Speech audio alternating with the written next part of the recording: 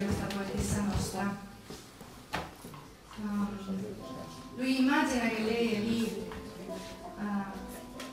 morta, ma più che morta addormentata. Lui ti dice: ma alzati che stanno cantando già i galli e il vento, non so come si dice in italiano, come se fosse una mucca, no? Che fa questo rumore della mucca.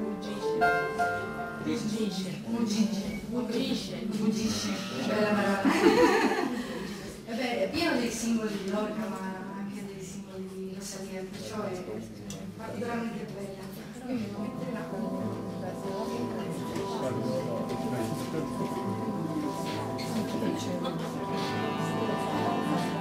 senti la promessa giusta di mettere là.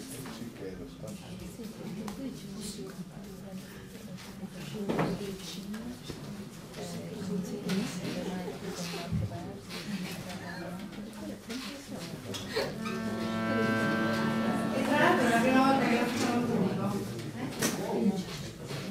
Ah beh sì, questo